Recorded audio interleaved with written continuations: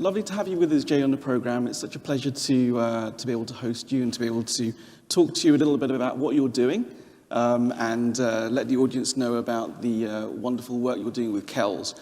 Now, myself, like many of the audience online and in person, I'm sure, dreads their visit to the dentist.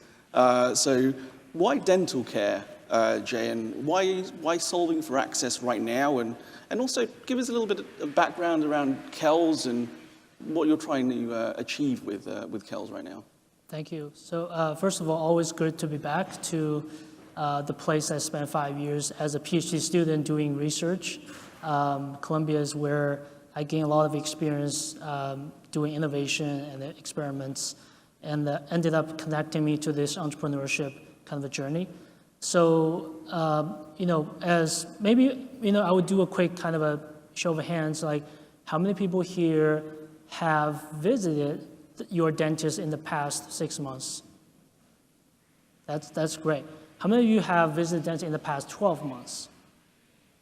That's great, okay. So this is what I expect to see because we're all very health-centric people, but I think dental care in the scale, right, in the U.S. only, it's a one of the top area that has a lot of disparity when it comes to people in underserved communities, low income. They're traditionally disadvantaged to accessing dental care. In fact, the couple of stats shows like over 100 million people do not visit dentists annually. And one of the 4 people walking around the street actually has undiagnosed and untreated disease in their mouths they don't know, which end up costing over $50 billion a year to treat them. More importantly, dental and medical are essentially connected, right? Although in general consensus, people don't see it that way or the system doesn't work like that. But if you have poor oral health, you actually suffer from twice as high risk to have a chronic condition like diabetes, heart conditions, things like that would actually end up costing more and hurting you overall body in the wellness sector as well. So, when we start to understand these facts, as a patient myself, I always feel like going to the dentist is quite a hassle, right? You have to make an appointment, wait in the line. Usually you don't get the same day visit. And once you're in there, you're almost like vulnerable and exposed to surprises when doctor tells you have several cavities developing, you need to do this type of procedures, it's gonna cost you thousands of dollars. So I think as a consumer, we all feel that kind of position that you're not necessarily designed to be the center of the care, and sometimes you feel vulnerable and you feel kind of like powerless when you are making a decision what to do.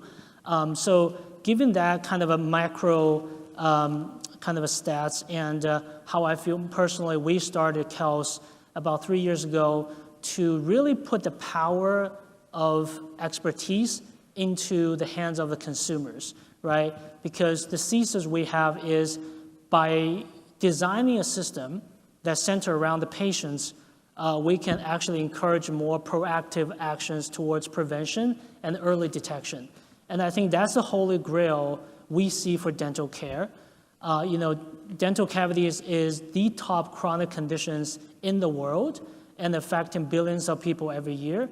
And the truth is all these conditions can be actually prevented if you know early and do things early on, right? So I think, what KELLS is set to do is to provide the set of tools and service in the hands of people and giving them the knowledge and transparency to really take control of their own health. So kind of putting the more kind of a realistic lens, KELLS is a virtual first and AI-powered remote dental care platform. It has a suite of digital products and services that allow people to gain knowledge of certain questions they have towards dental problems. And at the core of the system is our virtual and on-site dental evaluation we call remote dental scan, which basically captures photos and x-rays at any location you are and run through our AI to get analysis under 10 minutes. So with that process, you actually get to see everything you need to know about your risk level, the kind of work you're expecting to do and how much it costs. And we even take you all the way down the journey to connect you to a dental provider if you don't have one. I think this end-to-end experience kind of fundamentally would transform how people access dental care and how dental care can be delivered. Yeah, no, I think that's I think it's super important, especially the fact that you mentioned sort of putting the power of the knowledge back into the hands of the consumer. Essentially, I think that's probably something that is a wall for a lot of people, especially when trying to take care of their oral health. You'll notice that I didn't put my hand up when you mentioned who's been to the dentist in the last 6 months or 12 months. So it's definitely something I've got to pay more attention to. And I'm sure it will be fascinating to see what the virtual audience would have done in terms of putting their hands up. But you talked a little bit about AI and the work that you guys are doing at KELLS in terms of using AI around getting that sort of information to the consumers. We'd love to hear about the different ways in which AI plays that role, especially I think we spoke in the back around Gen AI as well, and how that's going to be different or how it is different right now from sort of traditional methods. Yeah, so this is a exciting moment that, first of all, we've seen a lot of development in the past few years in the healthcare space and the medical, that AI started to make its way into radiograph, into chronic condition management. And with Gen AI, LLM, it even have a larger potential, as the former speaker has mentioned, to remove friction on the administrative side and improve efficiency. I think overall, workforce shortage is a reality, and to kind of bring those power into the day-to-day operation is such a critical piece. I think, from KELLS perspective, from dental perspective, the innovation in dentistry is always a little bit lagged compared to the overall ecosystem, right? We started to adopt digital radiograph a few decades before, but it takes a long time to get into every single offices. And now I think with the digital tools like mobile phones, AI, it's going to be going the same kind of around, but the lesson learned is that there's an opportunity to speed up that process. And the way we see AI plays, again, in the front end, interfacing with the consumer is absolutely tremendous. First of all, I would say, the current dental care plays in the system that it's a little bit more passive for a lot of the procedures that people usually do not routinely do the kind of visits. So what they end up doing is they wait until something happens, right? Like they experience a toothache or they experience a cracked tooth, then they start to interact with the professionals. And I think that's already a missed opportunity, right? As I mentioned, a lot of these problems can be prevented if you know earlier. So I think, the AI has the power to unlock a new way to identify, manage, and even predict risk before you even step into the brick and mortar, right? We're so accustomed to using the device in our pocket to do sort of things in life. Why can't we do this with healthcare and even dental care, right? So from day one, when we start building KELLS, we know AI is going to be this power force driving this transformation. So we have spent the first 2 years really digging into collecting proprietary data sets, creating the models. Back then was using convolutional neural nets. Now we're adapting into a new kind of norm of the generative AI scene. The reason for that is we can replicate this domain knowledge about identifying disease in your mouth through the visual information like images, but also your records, right? Medical records and the dental records, and even life habits like smoking or other things that we can comprehend all these information and reason, again, we can reason about the underlying cause or impacts that's going to happen. So when we have that understanding, we can build products and tools around those fundamental technology to make that expertise much more available and accessible, right? And surely, we're talking about US now, but I wouldn't be surprised this technology can be used overseas in global way where even more people are suffering from kind of a lack of access to quick detection or screening so that they know what to do next, right? So, and I think Gen AI, just want to touch on that a little bit more. Gen AI is super powerful in the way that, yes, you can interact with natural language to create your agent. You can put in your own knowledge base, but also it's a multimodality engine, right? Text is the front-facing kind of interface people can interact, but imagine you can just pull the whole profile into Gen AI and start asking questions about, when would I have a higher risk of developing dental cavity, when I may need a crown, and when AI gives you that knowledge, you can promptly ask for help, and there's some kind of behavior changes at home. So it's going to shifting the whole diagram. And I think on the systemic side, right, from a kind of a payer point of view, from a provider point of view, it's really a fundamental shift on the financial model as well. As we all know, value-based care is taking a big stride into the mainstream healthcare.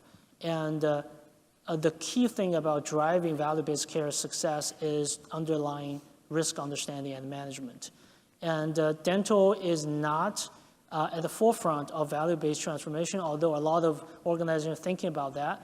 But I believe we're going to get into this new age of prevention-focused, risk-based kind of evaluation that all the financial incentives are going to be aligned with keep people healthy instead of doing more procedures, right? So when you next time, in some point, when you go to your dental home or dental office, instead of saying, we need to treat, I think the conversation will be more about how do we prevent you to have a filling or crown? What can I do today to help you improve your oral health routine or regime so that you don't have to go through these procedures and the provider can get the same type of kind of incentive to do the right thing, right? So those are things I think AI has the ability to unlock. It's unbiased, it's very objective, evidence-based. So we have seen a lot of success kind of connecting the provider and the patients through this medium. So both sides has the trust and the incentive to work together instead of, kind of the other way around. Yeah, I think you touched on a lot of really, powerful and important areas that need to sort of be addressed. And, we don't often think about prevention rather than cure, especially when it comes to oral health and visiting the dentist. You usually go when there is a problem. So being able to have that knowledge and that sort of also that education in terms of how you prevent those sort of visits is going to be so beneficial for all parties in that sense. It's been really fascinating hearing you talk about this stuff, Jie. But we are sort of coming to a close. And I think the audience would love to know a little bit about some of the challenges around the work that you're doing and also the barriers that are sort of there that need you to have AI to address the issues around oral care. Yeah, so this is a very real situation when you're developing something disruptive. At least some people will say it's disruptive, and how you can propel into the market to create a new norm. And the dental care always is very protected area.